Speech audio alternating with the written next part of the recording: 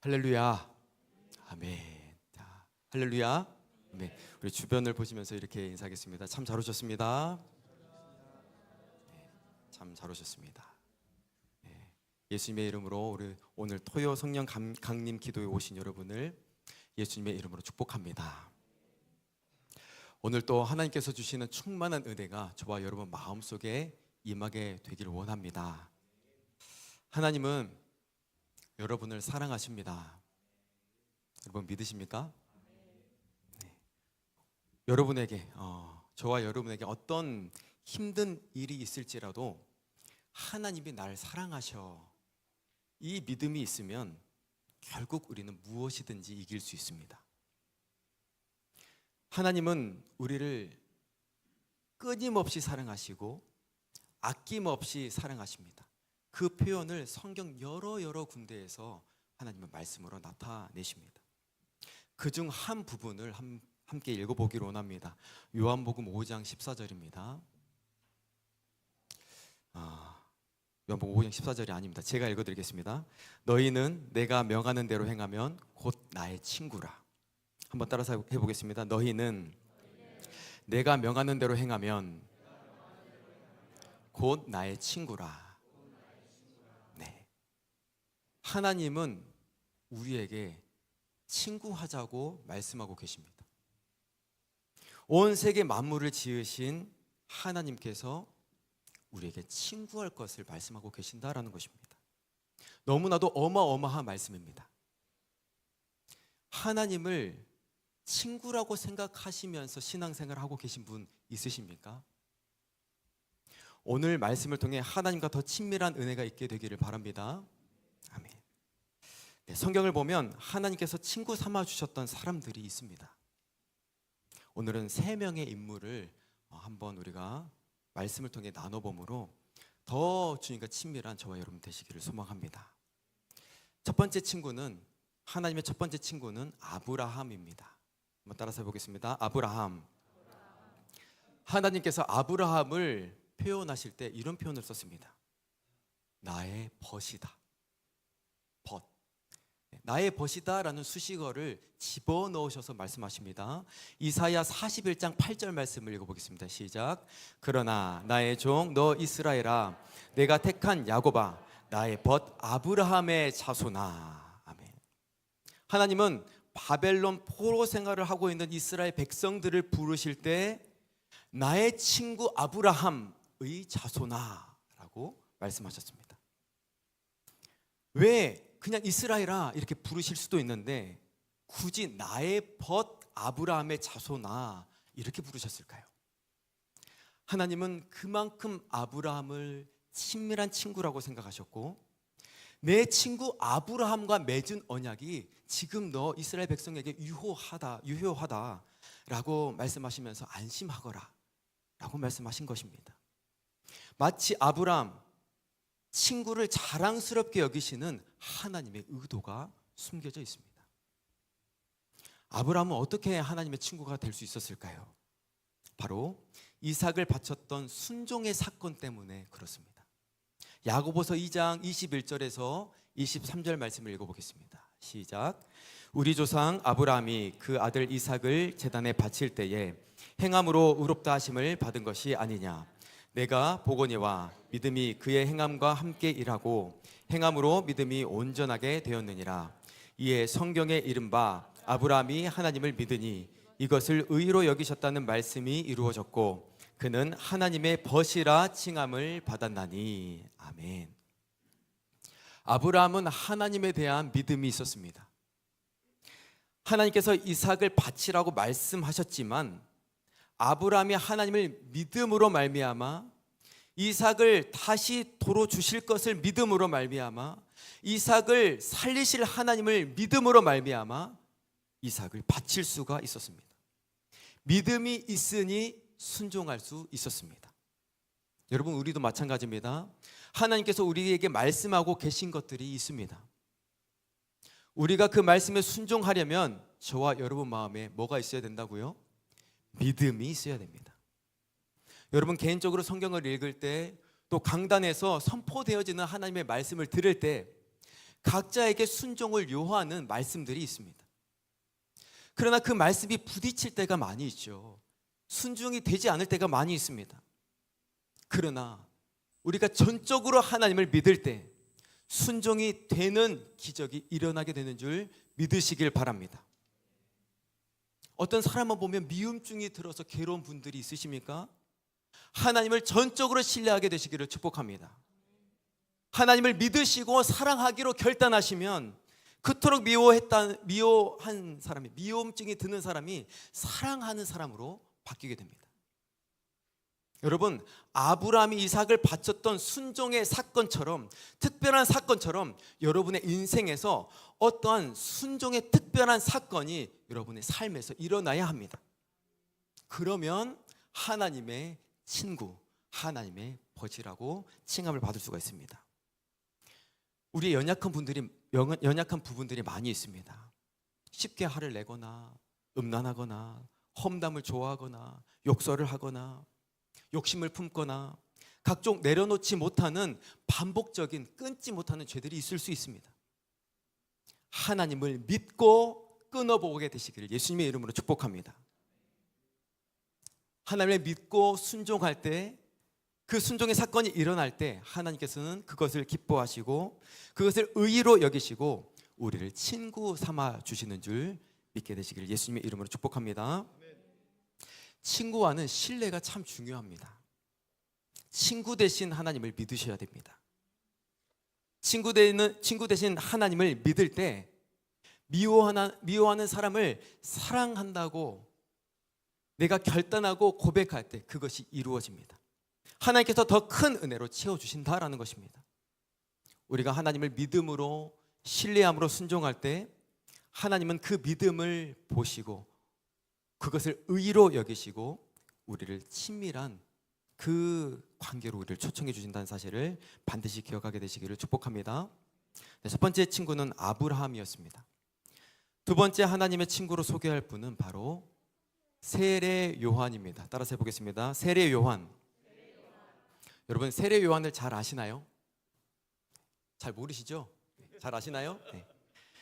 저는 이 세례 요한이 참 좋습니다. 세례 요한은 실제로 예수님과 동갑내기 친구였습니다. 예수님보다 6개월 먼저 태어났죠. 그래서 예수님보다 먼저 태어나서 예수님의 인류 구원 사역을 널리 알리는 사명을 잘 감당한 인물입니다. 또 왜 세례 요한을 제가 좋아하냐면 옷을 잘 못 입었던 것 같아요. 네, 먹는 것도 시원찮았습니다. 참 정감이 가는 인물이에요. 그런데 이 세례 요한은 예수님과 나이만 같은 것이 아니라 자신이 예수님의 진정한 친구임을 소개하고 있습니다. 요한복음 3장 29절을 읽어보겠습니다. 시작. 신부를 취하는 자는 신랑이나 서서 신랑의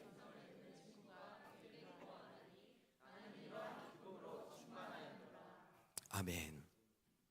여러분, 이 구절은 참 의미가 깊은 구절입니다. 왜냐하면 이 구절에서는 하나님과의 관계를 나타내는 신부라는, 첫 번째 신부라는 단어도 나오고 또 쭉 읽어보면 친구라는 단어도 나오기 때문입니다.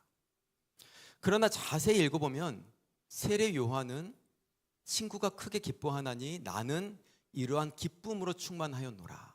신부가 아니라 친구를 선택하는 듯한 느낌을 보여줍니다. 여러분은 예수님의 신부 되는 것이 좋으십니까? 아니면 친구가 되는 것이 좋으십니까? 뭐 이런 것이죠. 굳이 나눌 필요는 없지만 주님을 사랑받는 신부의 영성이 좋은가? 아니면 친밀한 친구의 영성이 좋은가? 뭐 이런 질문입니다. 저는 이 구절을 묵상할 때 참 의구심이 들었습니다. 신부는 알겠는데 슬기로운 다섯처녀, 미련한 다섯처녀 뭐 이런 이야기도 있고 여러 가지 그 교회를 여성으로 비유하기도 하고 그래서 이해를 하겠는데 친구는 무엇인가? 이런 고민을 많이 했었습니다.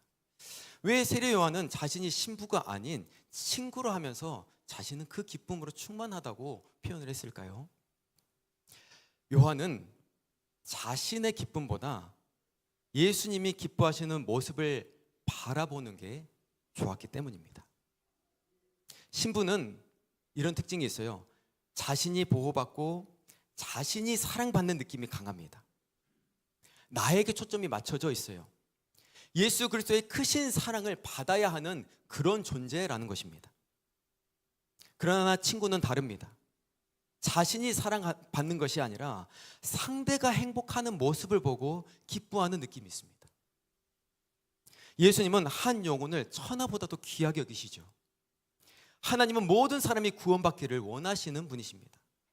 그런 예수님께서 한 영혼, 한 신부를 맞이하며 기쁨을 누리시는 모습이 친구된 요한 입장에서 너무나도 좋은 거예요.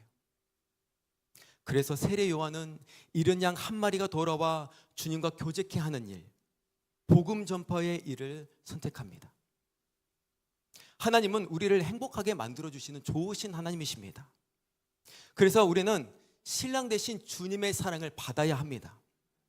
그러나 때로는 우리는 예수님의 친구가 되어야 합니다. 예수님을 웃게 해드리고 싶다. 예수님을 기쁘게 해드려야겠다. 내 기쁨만 바라고 신앙생활을 하는 것을 넘어서서 이제는 내가 주님의 기쁨 되길 원합니다. 이런 신앙의 고백이 저와 여러분의 입술에서 마음에서 나와야 한다라는 것입니다. 여러분, 주님의 기쁨이 되기 위해서는 뭘 알아야 될까요? 주님의 마음을 알아야 됩니다. 하나님이 어떤 생각을 가지고 계시는지, 하나님께서 뭘 좋아하시는지 온통 예수님 생각뿐이어야 합니다. 그게 진짜 주님을 사랑하는 것입니다. 제가 어렸을 때 장래 희망이 뭐였는지 아시나요? 목사님이었습니다. 초등학교 1학년 때 목사님, 제가 이제 다니고 있었던 목사님께서, 교회 목사님께서 은유야, 너는 뭐가 되고 싶니? 이렇게 물어보셨는데 제가 뭐라고 할게요? 대통령이요. 지금 젊은 사람 이준석이 나오고 있는데 이원유가 될 뻔했습니다. 대통령이요. 이렇게 대답했는데 목사님은 기가 차듯이 웃으시면서 대통령보다 더 귀한 직업이 목사님인데 이렇게 말씀을 하시더군요. 저는 그 이후로 목사님에 대한 그 마음을 조금씩 갖기 시작했습니다. 학창 시절을 지나가면서 이런 비전이 조금 바뀌기는 했어요. 공 차는 게 너무 재밌는 거예요.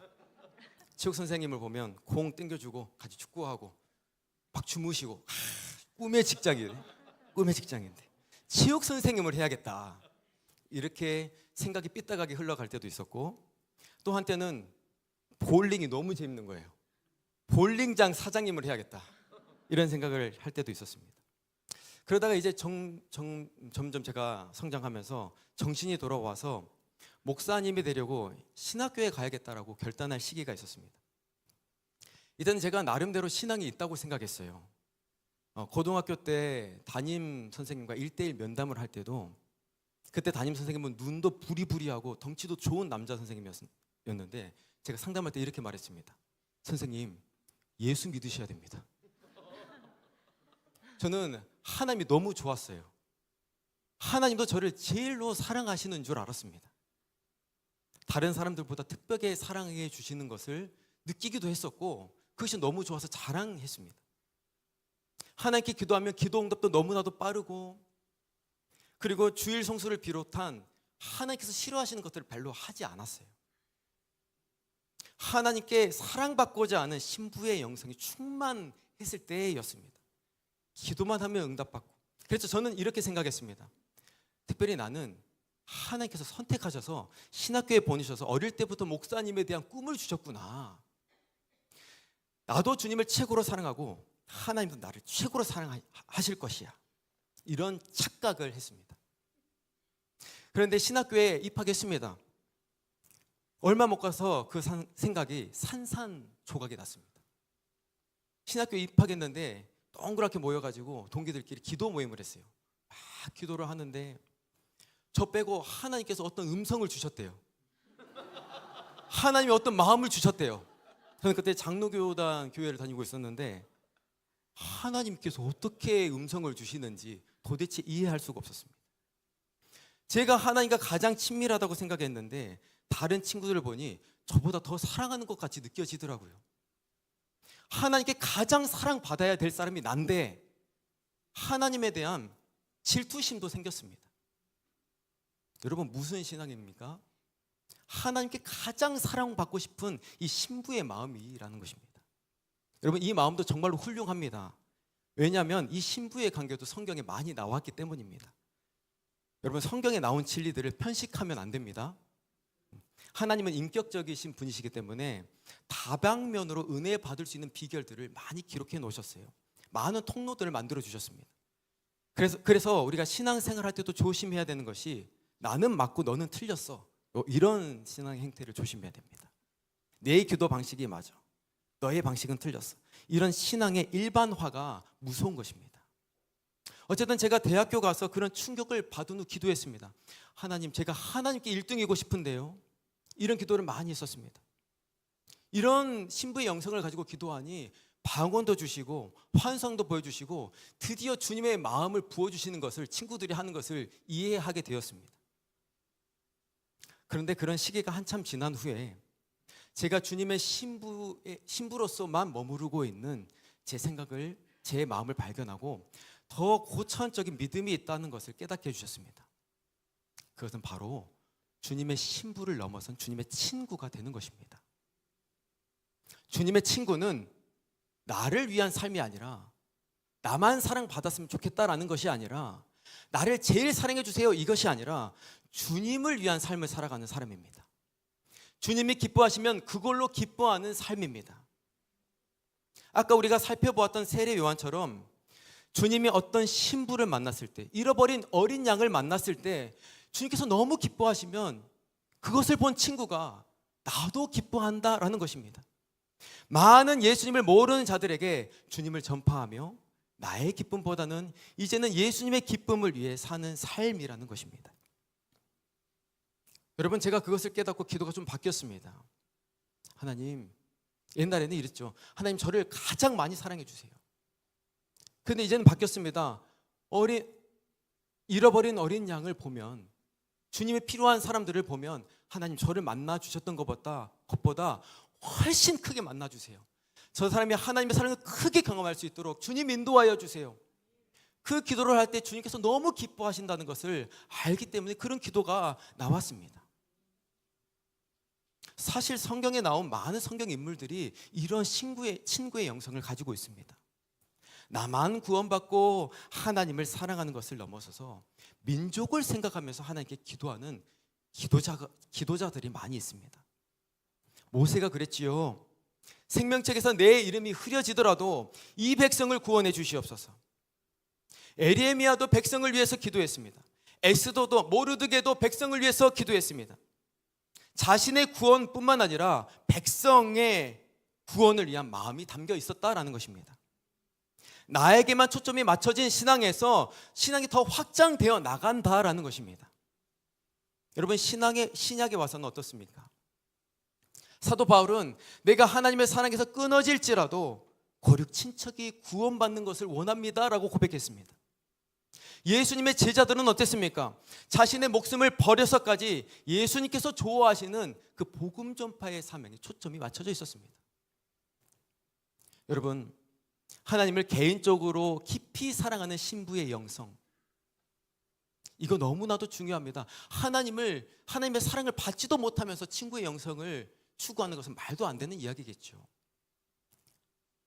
사랑하는 신부, 신랑 대신 예수님을 쫓아가는 그런 우리의 신부된 그런 마음이 우리에게 있어야 됩니다.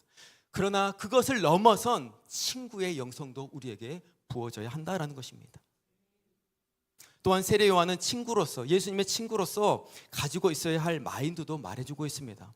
요한복음 3장 26절부터 30절까지 한번 읽어보겠습니다. 시작. 그들이 요한에게 가서 이르되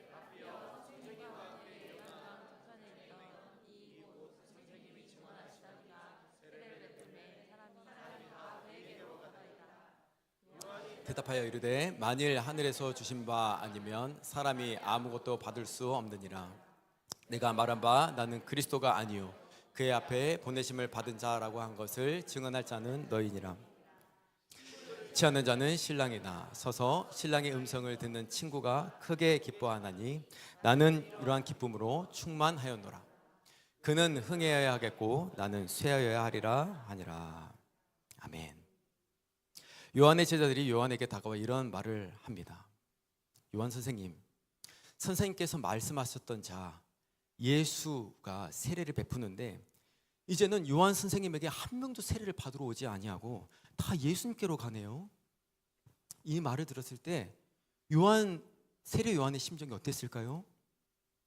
주님을 사랑하지 않는다면, 친구로서 사랑하지 않았다면 속도 상하고 자존심도 상하고 시기심이 들어왔을 수 있습니다. 왜 다 그쪽으로 세례 받으러 가는 거야? 나도 복음을 전파하는 자인데. 그러나 세례 요한은 진정한 예수님의 친구였기 때문에, 친구가 기뻐하면 그것으로 기뻐하는 자였기 때문에 이런 말을 합니다. 그는 흥하여야 하겠고 나는 쇠하여야 하리라. 한번 따라서 해보겠습니다. 그는 흥하여야 하겠고 나는 쇠하여야 하리라. 인정 욕구가 하나도 없습니다. 예수님의 친구 된 사람은 이런 마음이 있어야 됩니다. 항상 우리 예수님을 높이는 마음, 주님의 기쁨만을 위해서 살아가는 마음, 이런 친구의 마인드가 장착되면 웬만한 마음에서 오는 시험거리들을 이길 수 있지 않을까요? 저와 여러분이 이 세례 요한처럼 진정한 예수님의 친구가 되시기를 예수님의 이름으로 축복합니다. 아멘. 세 번째로 예수님의 친구가 되는 사람이 있습니다. 따라서 해보겠습니다. 죄인. 예수님은 세리와 죄인의 친구가 되신 분이셨습니다. 말씀 한번 읽어보겠습니다. 누가복음 7장 34절입니다. 시작. 인자는 와서 먹고 마시매 너희 말이 보라 어깨를 탐하고 포도주를 즐기는 사람이요 세리와 죄인의 친구로다 하니. 아멘. 우리 예수님께서는 세리와 같은 자들, 죄가 많은 사람들, 저주를 받아서 병에 걸렸다고 하는 사람들 곁에 가셔서 친구가 되어 주셨습니다. 여러분 동의하십니까? 자신이 나는 말씀을 잘 지키고 내가 의인이라고 스스로 생각하는 사람들에게는 예수님께서 가까이 하지 않으셨습니다. 오히려 분개하셨죠. 그런데 지금도 역시 마찬가지입니다. 우리 예수님은 스스로 연약함을 깨닫는 자, 겸손하게 나의 죄인됨을 인정하는 자에게 주님께서는 친구로 맞이해 주십니다. 그래서 여러분 삶에 죄가 많다고, 죄성이 많다고 낙심해서는 안 됩니다. 자책하지 말아야 합니다. 우리 모두가 죄인입니다. 중요한 것은 그것을 내가 인정하며 예수님께 나아가느냐 나아가지 않느냐가 중요한 것입니다. 내 죄성에 깨달아져야 예수 그리스도의 십자가 사랑이 더 크게 깨달아집니다. 내 죄가 그렇게 크지 않다고 생각하는 사람은 그냥 미지근하게 신앙생활 할 수밖에 없습니다. 하나님 나는 죄인입니다. 나를 불쌍히 여겨 주시옵소서. 이렇게 겸손하게 고백하는 사람에게 주님은 찾아와 주셔서 친구해 주시고 우리를 고쳐 주십니다. 우리 주님은 죄인과 세리의 친구가 되어 주신다는 사실을 믿으시고 날마다 겸손하게 예수님 앞으로 나아가는 우리 순복음 안디옥교회 성도분들 되시기를 예수님의 이름으로 축복합니다. 또 우리가 기억해야 되는 것은 나 죄인 말고 다른 죄인이 주님 앞에 나왔을 때 그들을 비판해서도 안 됩니다. 비판하는 순간 내가 의로운 사람이 되는 것입니다. 교회 공동체가 주의해야 합니다. 하나님은 한 영혼이 구원받기를 원하시는데 어떤 죄인이 교회에 오더라도 우리는 예수님의 마음을 품어야 합니다. 이미 우리 교회는 그런 교회인 줄 믿습니다. 예를 들어서 새로운 어떤 신자가 우리 교회에 왔다고 합시다. 그런데 그분은 어떻게 보면 달란트가 있는 것 같지도 않고 신앙도 없는 것 같고 더워서 팔을 걷었더니 문신이 있고, 여러분 어떻게 품으시겠습니까? 우리가 뭔데 감히 그분을 정죄한다라는 말입니까? 예수님은 그분의 친구들이 되어주셨습니다. 우리끼리 단합하는 것도 중요하지만 여러분 우리는 그물을 넓게 쳐야 됩니다. 예수님은 포용력이 어마어마하신 분이십니다. 온 세상 죄인들을 다 품으셨습니다. 그런 우리 순복음 안디옥교회 공동체가 더 되었으면 좋겠습니다. 그런 구역, 그런 청년부, 그런 중고등부가 되어야 할 줄 믿습니다. 오늘은 하나님의 친구라는 주제로 말씀을 나눠봤습니다. 진정한 친구 3명을 말씀드렸죠. 첫 번째 친구는 아브라함과 같은 친구였습니다. 이 친구됨의 특징은 하나님을 믿음으로 말씀에 순종할 수 있는 사람이었습니다. 아브라함의 순종과 행함을 의로 보시고 하나님은 아브라함을 친구 삼아 주셨습니다. 그래서 많은 비밀을 공유하여 주셨고 또 많은 축복을 주셨습니다. 아브라함처럼 여러분의 인생에 특별한 순종의 사건 하나가 일어나기를 예수님의 이름으로 축복합니다. 진짜 순종하지 못할, 우리가 잘 알죠. 이건 진짜 내가 순종하기 어려운 거. 그러나 순종의 사건이 일어날 때 하나님은 여러분을 친구 삼아 주십니다. 두 번째 친구로는 세례 요한 같은 친구였습니다. 세례 요한의 특징은 무엇이었나요? 나의 만족보다는, 나의 기쁨보다는 예수님의 기쁨을 추구하는 삶이었습니다. 친구가 기쁘니 그것을 보고 기쁘다라고 만족하는 사람이었습니다. 주인공을 내가 아니라 예수님께 내어드리는 사람이었습니다. 인정 욕구가 하나도 없습니다. 주님의 일이라면 오케이입니다.